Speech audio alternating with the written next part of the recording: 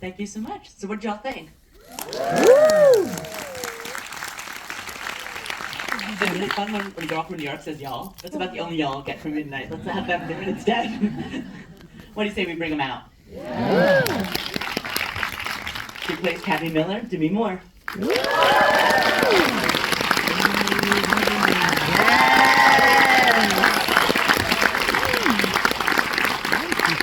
got lots of questions about his character, but I know you know him, Sam Elliott.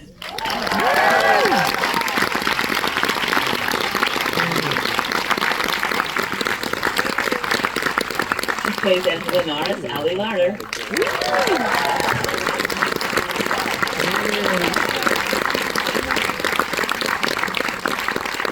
And finally, he plays Tommy Norris, Billy Bob Thornton.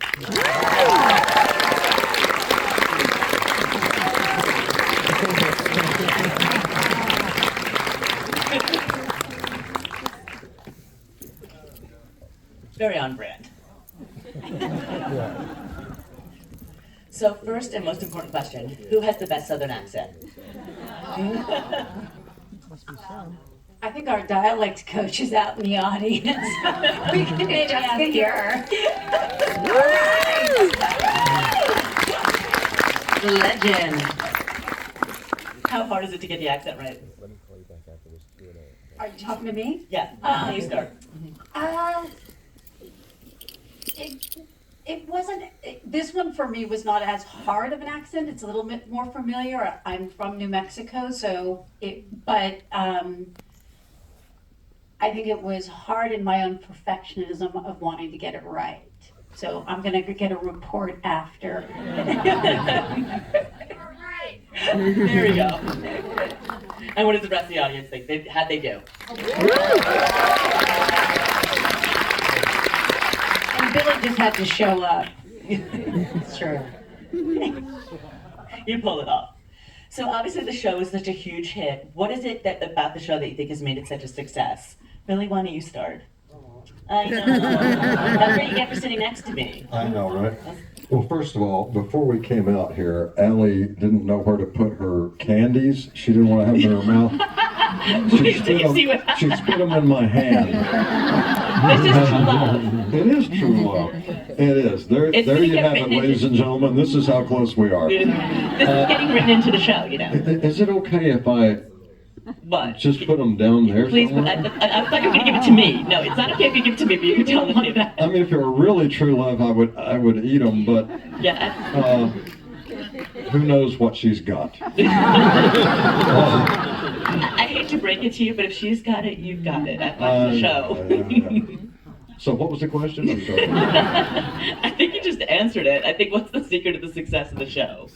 Clearly chemistry has a lot to do with it, but beyond that. Well, you know, Taylor writes shows that strike a nerve with people, and I think that over the last several years, people have started to come out of this sort of cloud of not being able to say what they think, you know, and Taylor writes characters who are unabashedly themselves, and I think it's just that you get to watch a show that, you know, raises the curtain on a business that isn't normally seen on television or in movies, and you get to see how these people who sort of circulate in that business react to each other, how they interrelate, and he just writes great dialogue and writes great characters, and they're all very well drawn, and I think the reason this specific show did well with international audiences as well as the U.S.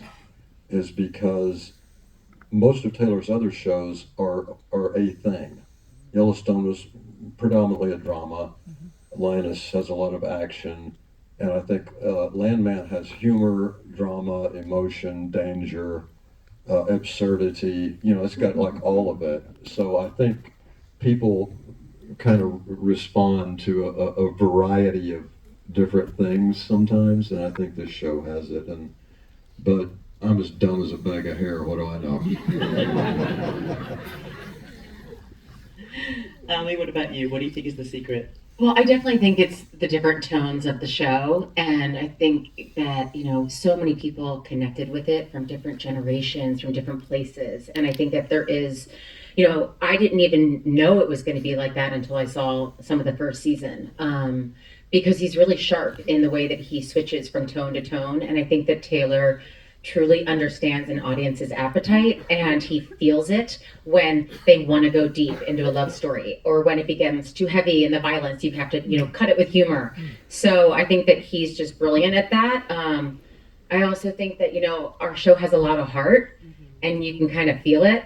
We have an amazing time working on it. We love our crew. The cast is really close, and it's just like that special little kind of magic fairy dust that went on top of it. And I think that audiences can feel that. Sam, what about for you? Were you a fan of the show before you joined it? I would assume so. Yeah, when Taylor told me that he had something in mind for me, he said, literally, he said, I'm going to put your ass back to work. And when I started really tuning in, I'd watched the first couple of episodes, excuse me, then I went back and started over again and watched it all. And, you know, I think the secret is not only, pardon me, is not only Taylor's work, but it's the people that he's brought to it. I'm going to exclude myself from my comment because I'm late to the party, very late. And I have yet to see any of it that I've been involved with. But I've watched it all unfold, the second season, and it's just, you know, Taylor's one thing. Taylor writes brilliant stuff that actors just love to say. And he creates these characters that actors get to bring to life. And I think a lot of people, I should, candy. I stick my candy in Sam's mouth. I don't know, I think it'll help. It says open water.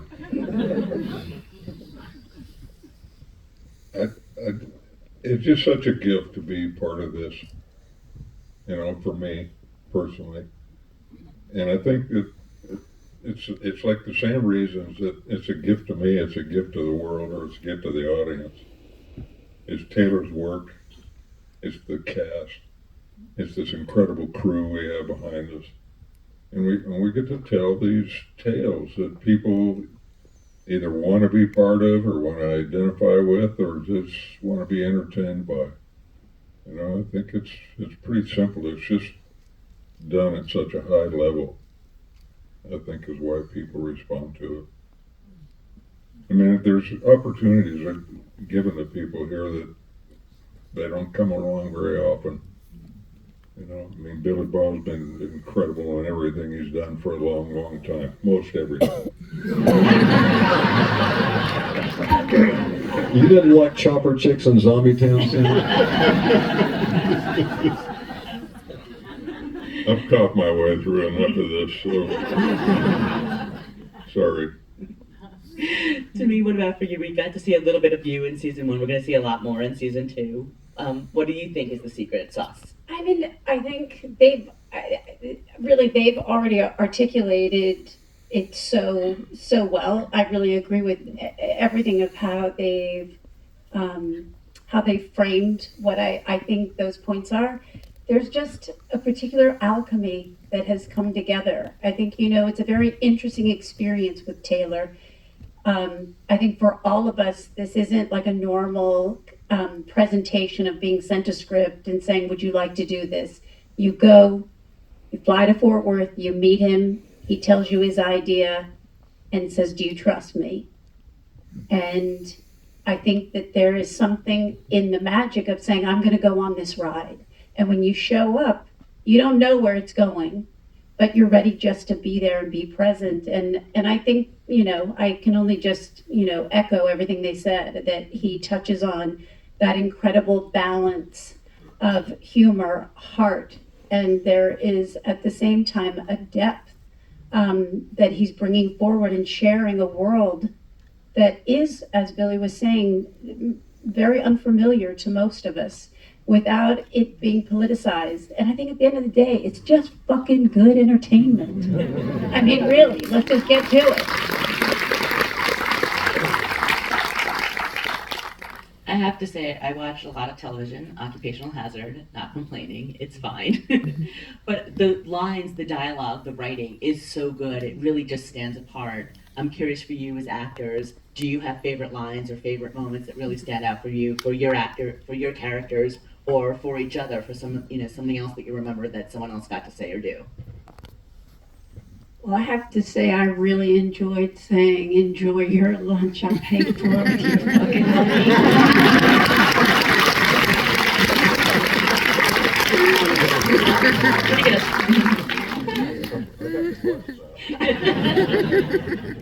That and handing my purse over to you. And watching him hold it. You held it the whole time. Yeah. Come on, y'all. I know. Ali, anything for you? I mean, no, nothing that pops out. It's like we're so in this, and I think for me, when I'm working, I'm kind of like lost in the story of it. So, no, I mean, it's all pretty special. You got some good one-liners, I think between the two of them, I think it's every line. It's like you could probably more easily pick out the ones that aren't like of a peak level. I mean, I had the privilege of just watching the 3 episodes just the other night, and it's hilarious. Between the two of you, like, it's fantastic. The dialogue is so smart, so clever. It's not something you see all the time, I'll tell you that. Exactly. I mean, that was the point I was just trying to make, is that the writing is so good. I think that's what lets your characters develop so much. So compared to from season 1 to season 2, can you reveal a little bit more about where your characters are going based on what we've seen in season 1? What do you want to see come for your characters in season 2? Yeah, I think that in the first episode, it kind of shows you a bit of where the season is going in the way that it digs into the family. I think this is an incredibly heartwarming season, and it's like packed with deep emotion, a ton of humor always. And I think that when you think about Angela and her relationship with Tommy, it's always so high stakes. They're going through something that's so intense, and it's just because she wants to get to the makeup. And at this point, she has to figure out who they are as a real couple and dig into the weeds of what it's really like to be in a relationship, and to have a daughter who's leaving for school, where Angela's found her whole identity by being her mother, and how painful that is for her. So I think that for Angela and for her, where I'm coming from, the season just really digs into the family unit, and you see how much her worth is to the family, because she asks Tommy to step up and be like a better man in certain situations with his family. And so we dig in there. We dig in this year, and I think that there's some beautiful moments. Billy Bob, what about for Tommy? He's the president of the company now, but that doesn't mean his life's going to get any easier, does it? No. Well, I mean, the job of a landman is hard enough already. And so you have the weight of the world on your shoulders just at work. Then all of a sudden you're told that you're going to become the president of the company when you don't know anything about being a guy who wears suits and things. I think Tommy is a reluctant president, because he can't give up being a landman. That's what's in his blood. Well, and you top that off with this very eclectic and strange family. It's a 24-hour-a-day job, so it's not like he gets home from work and just kicks his shoes off, gets back in the easy chair, and watches a football game. It's 24 hours a day, there's something coming at him, And actually, I mean, if you want to talk about real life, when they call cut and it's the end of the day, it's the martini, see you guys later, our relationship doesn't change a hell of a lot. She literally says to me things like, "Hey babe, we're going to dinner tonight. Michelle's coming, Sam's coming, Demi's coming, Andy's coming. We are not going to that dump out there by your house. If you take me there one more time, I'm going to kill you. We're going to go someplace where I can have champagne and caviar. I am not going to this redneck joint you take me to." So, am I lying? You are not lying. Although I do like a redneck joint too, just every once in a while. You gotta get him to step it up. But there's no table flipping involved? No. No, there's no table flipping, but it's true because we all do hang out after, and we like to have a great time. You kind of feel it; it kind of bleeds into the show. My dinners are way less expensive at my place. Demi, what can you tell us about Cammy and what more are we going to see from her in season 2?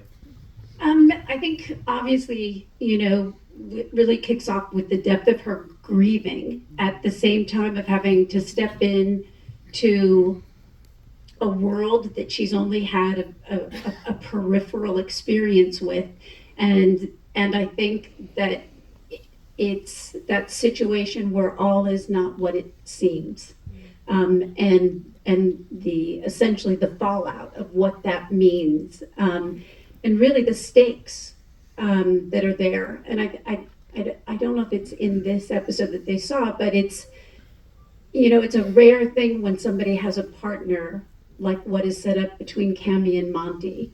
And when you lose that partner, it's like losing that piece of yourself and having to reestablish who you are, what you're doing. And in this case with Cammy, it's wanting to make sure that she's leaving something of Monty so that he's never forgotten. And so but there's a fair amount of calamity that is thrown at Cammy's way, but there at the same time a lot of grief. It was not the lightest season for me. But I also love how she's a woman not to be underestimated.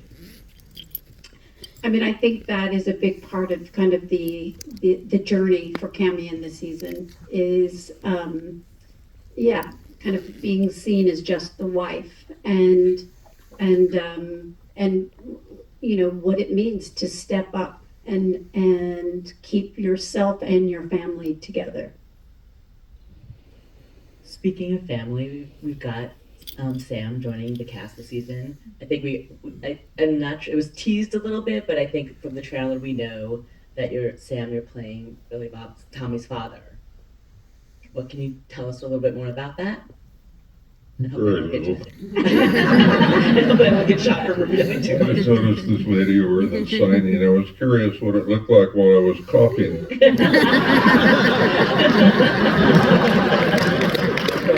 I'm more curious about what she was doing about the mints. Thank you. That was much more interesting than listening to me. What can we expect about what's the relationship between TL and Tommy? This guy is a troubled man. And he's troubled for a number of reasons. One is how much he failed his son, I think. I'm sure. Particularly after having done season 2. Because I got a lot of what I did in the show from Billy. In the work, in the scenes that I'd done with him. But beyond that, he lost a child. Billy lost a sister at like 2. It destroyed the mother.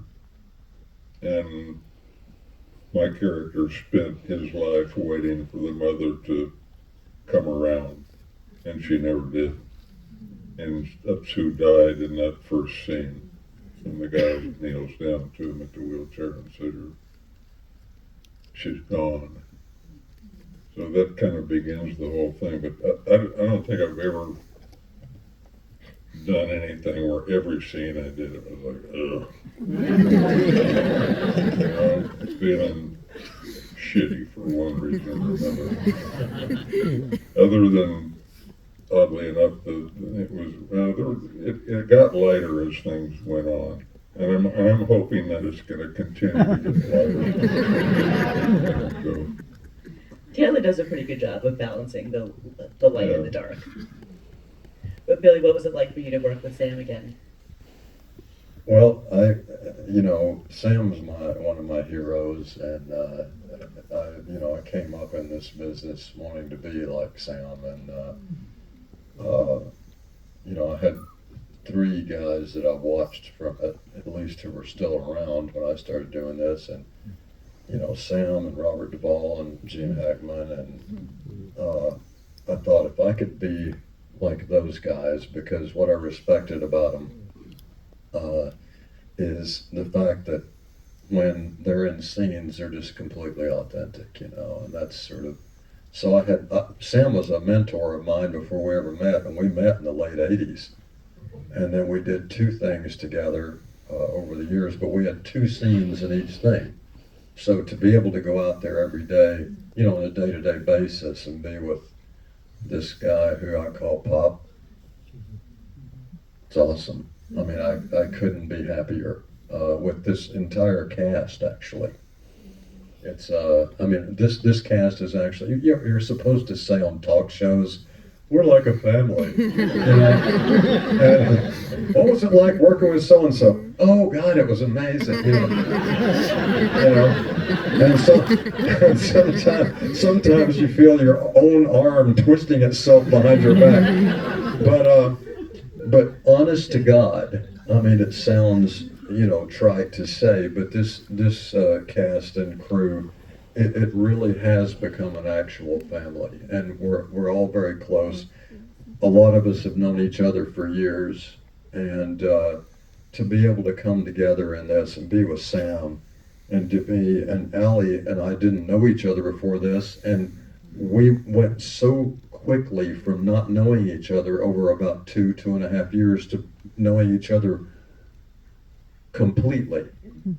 That I feel like I've known her for 25, 30 years, so it's all awesome. I mean, I can't even, like I said, I'm as dumb as a bag of hair.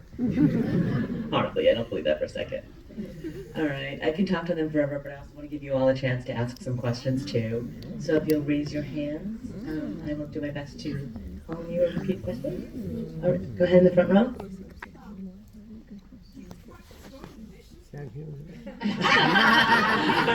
Oh my So gosh. the question is, did she practice throwing the dishes? I was, first of all, when I read that in the first episode, I couldn't believe there was like a 13-page scene around the dinner. And I was like, how am I going to tackle this? How do we even start? But, we kind of walked our way in and somehow got to the place where it became a rational thing in Angela's mind to start breaking those plates.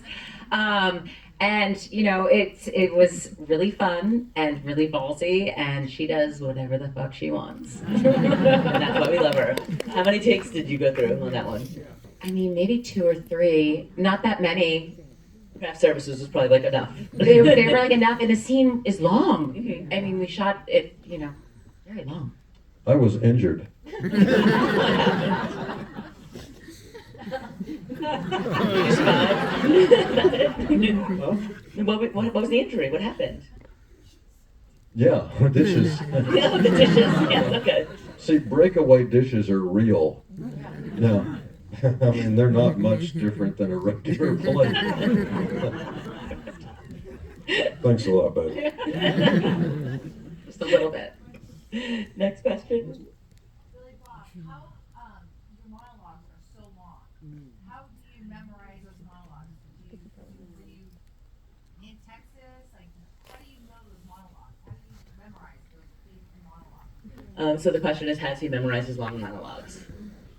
Now, this is going to sound like I'm trying to be cute. It's really the truth. I grew up as with severe obsessive compulsive disorder and dyslexia and anxiety disorder, and I'm on the sort of edge of the spectrum. That being said, sometimes when things that most people consider hindrances or afflictions actually help you in other areas of your life. I can always have been able to look at a page and I can tell you what it says. I don't read left to right like a normal person. I see things in chunks. And I can actually look at a paragraph and say, yeah, so the guy just divorced his wife and now he's got this supermarket and is going to go, seriously. A photographic memory in that sense, and once again, dumb as a what? But I can memorize things. I've always been able to. I don't know how. I have no explanation for it other than I guess somehow in the cobweb of this weird world up in here. I just am able to do that. It helps if the writing is good and you know what it means. So if you don't know what it means, it makes it more difficult. Did you experience this beforehand, knowing the monologue is what? All these people up here will tell you, I read a script once and never look at it again until the morning we're about to do it. It's absolutely amazing. It's incredible. Do you think that Taylor writes to you knowing that you have that skill? Or is he, like, has that relationship developed over the course of the show? Oh, absolutely. He tortures me. I mean, every time I see, I said to Taylor this season actually, after the first 2 or 3 episodes, you remember this, and I went to Taylor and I said, dude, where's all my big monologues and stuff? And he goes, oh, trust me, it's coming. And then when I finally saw it, I called him up and I said, what are you doing, trying to kill me? And so yeah, he gets around to it, but yeah, I'm not afraid of that. Honestly, it's easier for me to do a monologue than to have a 5-page scene where I have 1 line per page. Because everybody's talking and you have to really stay focused and everything, and then when it gets your turn, you start listening to people.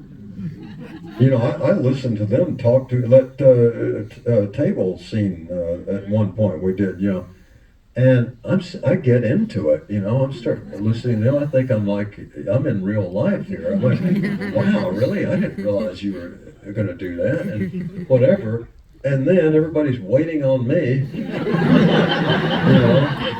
then I become aware that it's my turn, and I'm like, oh, sorry, cut, So I'm actually way better on my own talking about windmills than I am listening to other people.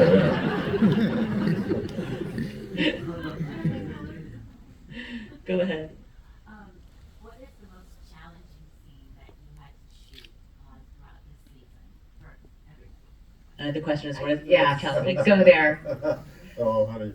We Taylor wrote an episode that's like farce, slapstick. I mean, dig into it. Dig in. Well, For this coming season? Yes. When Ellie and I first read this scene, we go, are you kidding me? And somehow, and I think it's because of our, relationship, the way, the ease that we work with each other. Somehow, I don't know how, this scene seemed real and funny and sweet and dangerous and all these things. And when we first read it, we were like, we can't do this. No, because it just felt like, how far can we jump, in the show? But I think that the way that we work together, that you can kind of put these characters in any world or any situation at this point, and we kind of know where we would land, we'd land on our feet. So we ended up just kind of diving in. But I think that's definitely the hardest scene. That was the hardest scene, but let me tell you, we love it now. And so Taylor... We haven't seen it, so I don't know if we love it. Well, I loved it on the day. But it was a scene that once we realized what he was doing with it, he actually was doing farce. And once we embraced that, it actually worked out really wonderfully. And I think it wasn't a difficult scene to do. It was a difficult scene when we read it, trying to figure out how we were going to do it. But once we did it, it actually kind of went like butter. And to just add in, one of the great things that we had the privilege this season is we had one director we had the continuity of having one director really carrying us all the way through.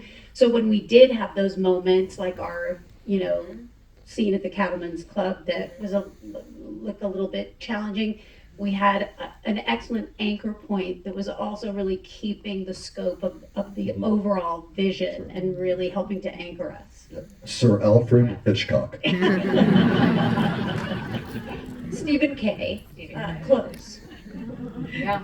Sam, what about for you? Did you have a challenging scene you wanted to call out? I don't know, maybe eating crab at one of Al's meals, trying to figure out how I could look like I was really eating it, because it wasn't edible. I think a scene where it's like this guy he's in a weakened condition, right?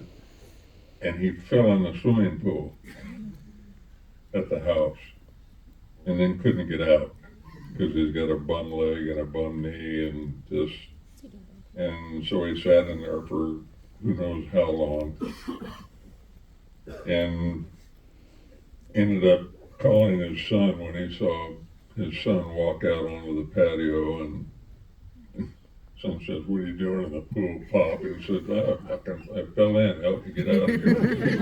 I just get up, walk out. And I said, I can't get up.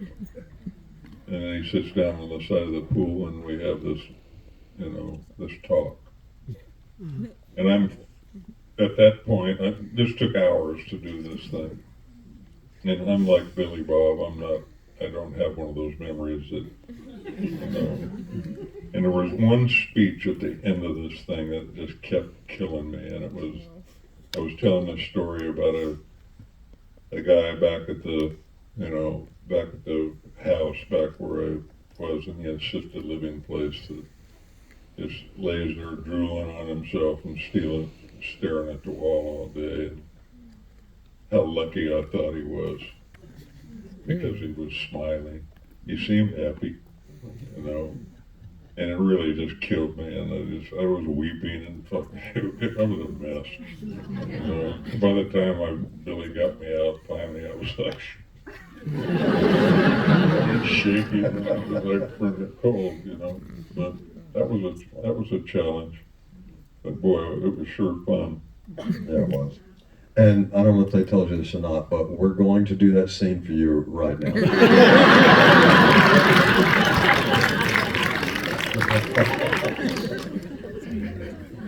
Go ahead in the front row.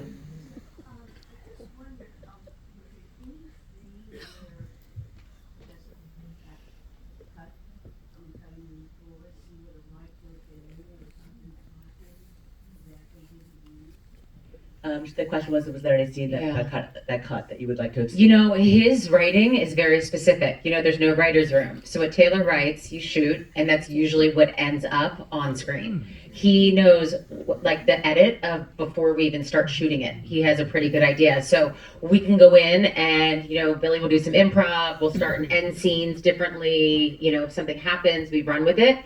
But it's a very controlled show in that way. And so, personally, I've had nothing cut or even edited. But we also we too haven't seen everything yet. Yeah. So we don't know. Yeah. We're going to be surprised along with you. All right, so one last It's question. a very controlled experiment. This time. All right. I'm a Pueblo woman from Mexico. Question is for Demi.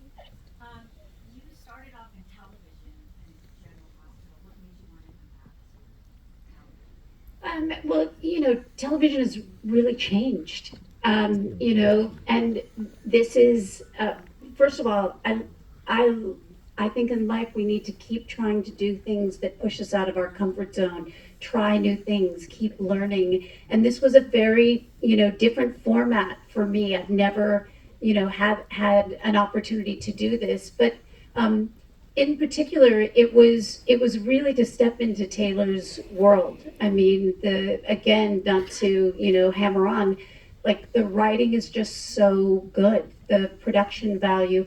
And the beautiful thing today is, there used to be a real separation between TV and film, and now it's, really blended in a beautiful way. And it's, and for me, I really wanted that opportunity to, have a character that develops over time. And, when you do a film, you really have just, at most a 2-hour window. And this is just a very different, process and experience that I really wanted and feel so much gratitude that I have this opportunity to be part of.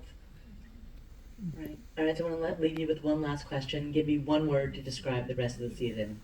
You can have two. I'm feeling generous. Describe what's left to come. Oh, don't start with me. All right, God. Everyone's giving me death stares. Wow, you guys are scary. Because how do you find one word? Or how do you find One word? or two words, three words. Chaos. Like exciting. Chaos. Uh, Chaos. Two people are leaving. That's all I've got on my mind. I get really distracted by rejection. They don't like my question either. Well, I'm an insecure mess. Oh yeah. Yeah. I wonder what they're thinking. I'm gonna go find them. We've got mints to that. But so, one word for the season: rejection.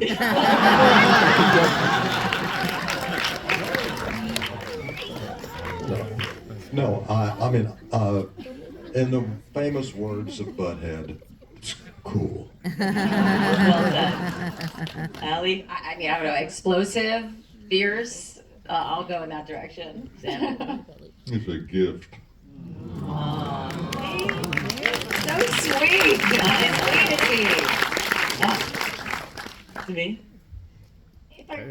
I think it's really, God, it really is hard for me to really sum it up in one word. I think it's riveting. That's what I think. I think it's good words. All right. Better than cool. Okay, it's cool. Am I leaving? All right, thank you all. All right, thank you.